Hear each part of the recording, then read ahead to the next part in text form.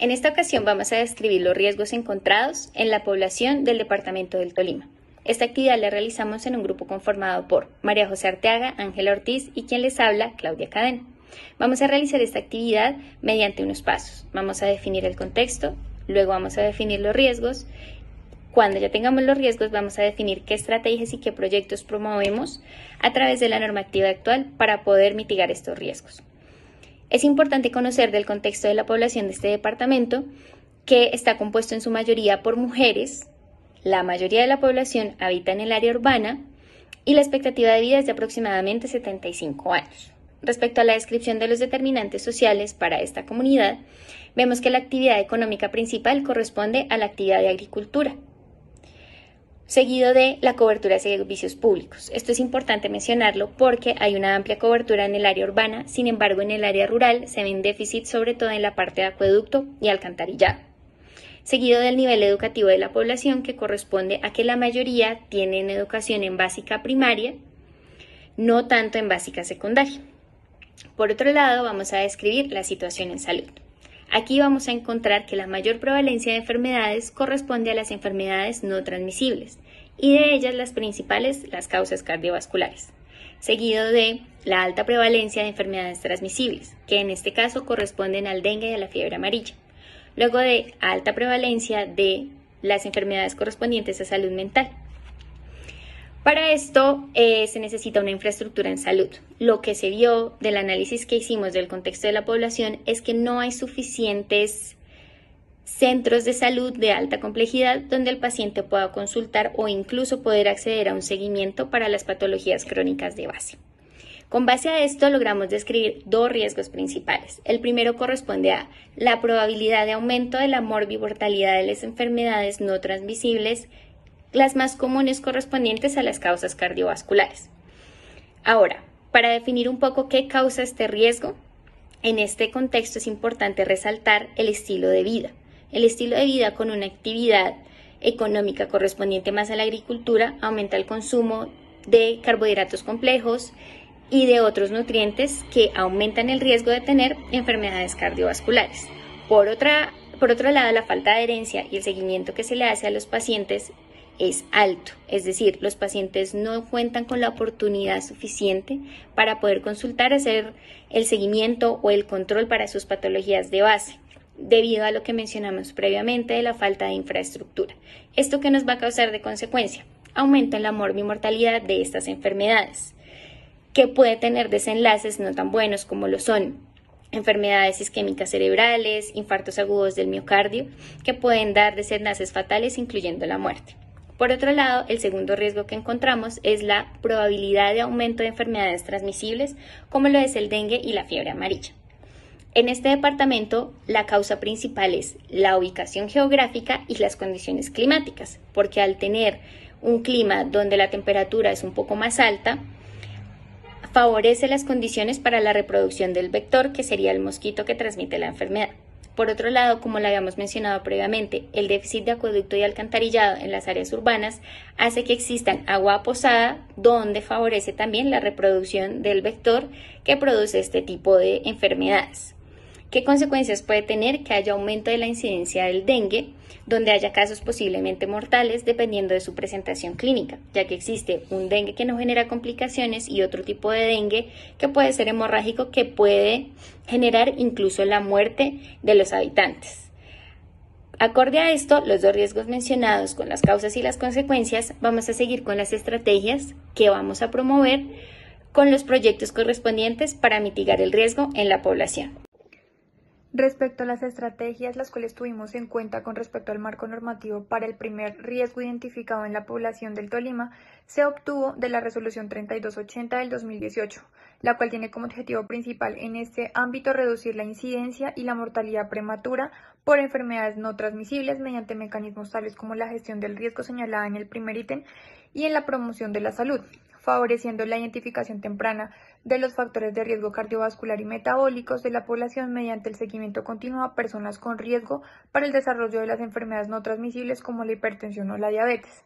también realizando promoción de estilos de vida saludables mediante la educación sobre alimentación balanceada, reducción del consumo de sal, azúcares y grasas durante la consulta médica, seguido de la promoción de la actividad física, que debería ser mínimo de 150 minutos por semana, además de la evaluación periódica del riesgo cardiovascular en los adultos, también facilitando la atención integral y continua en zonas rurales dispersas, llevando equipos multidisciplinarios para la realización de promoción, prevención y tamizaje de las enfermedades no transmisibles, lo que hoy también es conocido como los equipos de atención primaria en salud.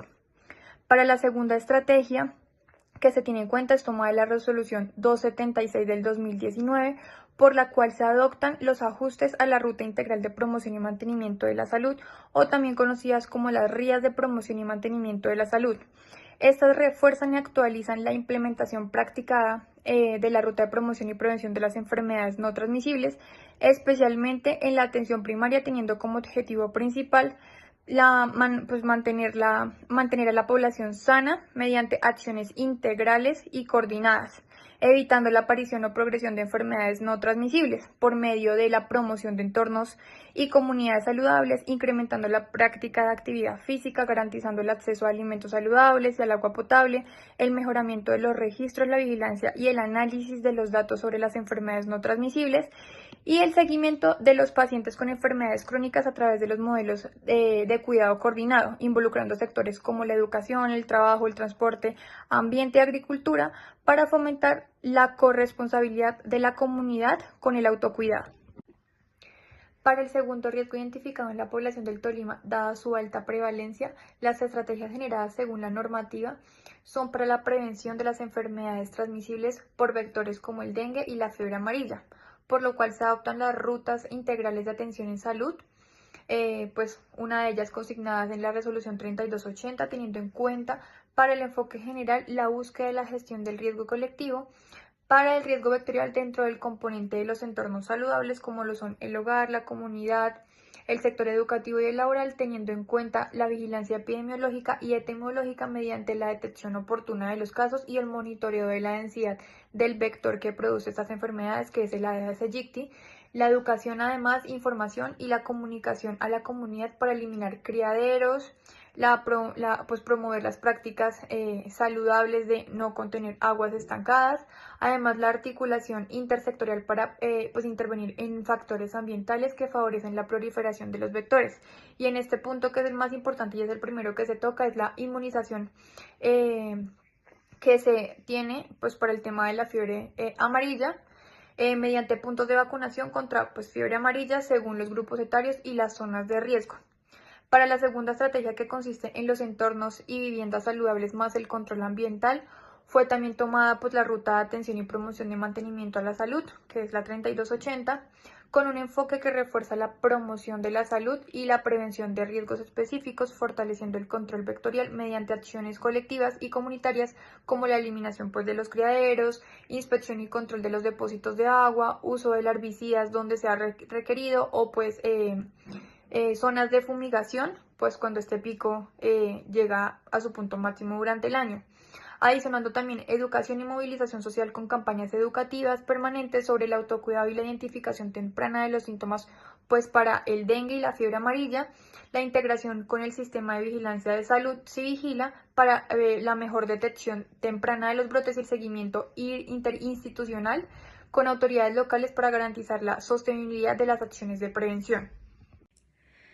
Bueno, mi nombre es Ángela Ortiz y yo les voy a hablar un poco sobre los proyectos que con mis compañeras escogimos y realizamos para los dos riesgos que encontramos. Para esto se plantearon una serie de actividades, las cuales se basaron en un marco normativo. En cuanto al primer proyecto, que es el de prevención de enfermedades no transmisibles, en cuanto a MAITE, encontramos que es un componente de gestión del riesgo en salud tanto individual como colectivo, y también se basa en la promoción de salud. En cuanto al plan decenal, es una dimensión donde se encuentran los estilos de vida saludable. También encontramos ahí las enfermedades transmisibles y no transmisibles. En cuanto a RIAS, encontramos dos rutas. Las rutas de promoción y mantenimiento de la salud y la ruta para personas con enfermedades crónicas. También encontramos en el plan de intervención colectiva unas líneas de acción para la promoción de la salud y para la gestión del riesgo poblacional. En cuanto a las actividades, escogimos para este primer proyecto 3 actividades muy específicas, que la primera son realizar tamizajes comunitarios, tanto para personas hipertensas o para la toma de presión arterial, para la toma de glucemia y para el control del peso. La segunda actividad es implementar talleres comunitarios donde se hable sobre los estilos de vida saludable y dentro de estos se realice un control del estrés. Y la tercera actividad que planteamos es articular tanto EPS como IPS el seguimiento de pacientes con factores de riesgo.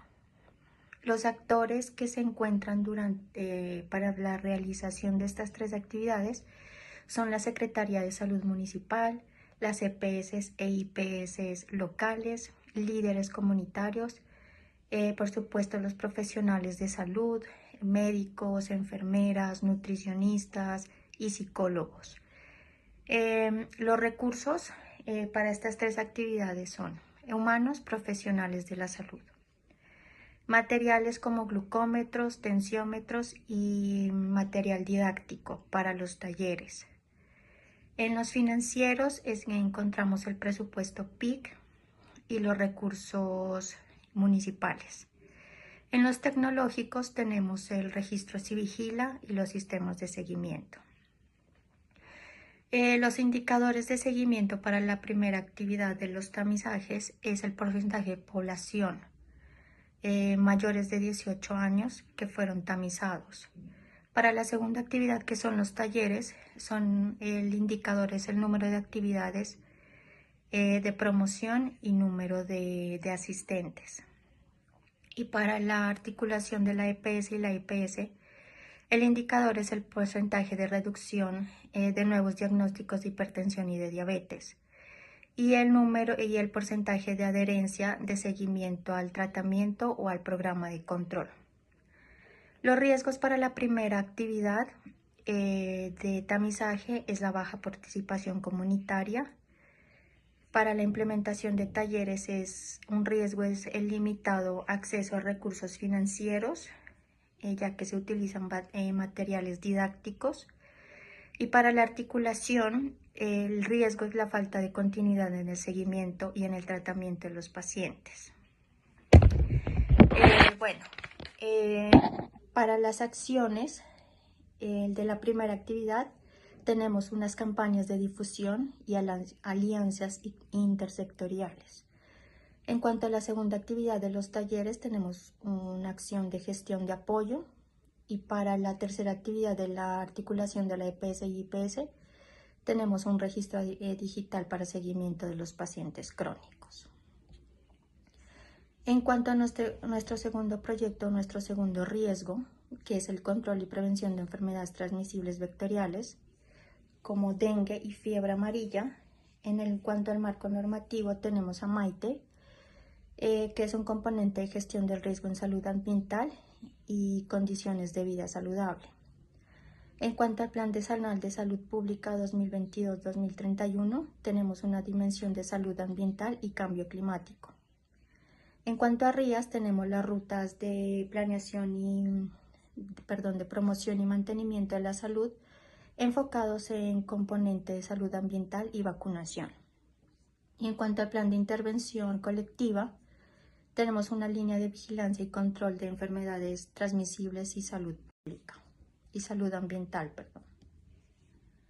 En cuanto a las actividades que tenemos para este segundo riesgo, la primera actividad son campañas comunitarias de recolección de residuos. La segunda actividad es la fumigación y control de químicos de zonas priorizadas. tenemos jornadas de vacunación. Otra actividad es la capacitación comunitaria para la identificación de síntomas y medidas de prevención. Y la tercera es la vigilancia entomológica y epidemiológica permanente. Para estas actividades, los actores serían la Secretaría de Salud y programas de saneamiento ambiental, las EPS, IPS y hospitales locales, la Alcaldía y Juntas de Acción Comunal, el Ministerio de Salud. Los recursos para estas actividades serían materiales, serían los biológicos y equipos de fumigación. Y material informativo donde se explica acerca de todos los vectores. Los humanos serían los brigadistas, las enfermeras, los técnicos de saneamiento y las personas que van a realizar la vacunación. Y los financieros tenemos el presupuesto PIC y los recursos de plan de intervenciones ambientales. En cuanto a los indicadores para la primera actividad, tenemos un número de acciones de fumigación ejecutadas, tenemos para el segundo actividad tenemos como indicador el porcentaje de cobertura de vacunación, y para la tercera actividad tenemos la tasa de incidencia de dengue y fiebre amarilla por 100 habitantes. Tenemos riesgos en cuanto a la primera actividad, que es la falta de insumos biológicos. Para la segunda actividad tenemos un riesgo que es el desinterés y el desconocimiento comunitario. Y para la tercera actividad tenemos condiciones climáticas, lo que puede favorecer a la aparición de vectores. Las acciones para estas actividades es mantener reservas estratégicas de biológicos y de insumos para las fumigaciones. También otras acciones es fortalecer campañas de educación ambiental que sean continuas, sobre todo en las zonas priorizadas y en las zonas de más riesgo donde hayan más apariciones de vectores. Y la tercera acción es articular acciones intersectoriales con entidades ambientales y gestión del riesgo. Muchas gracias por su atención.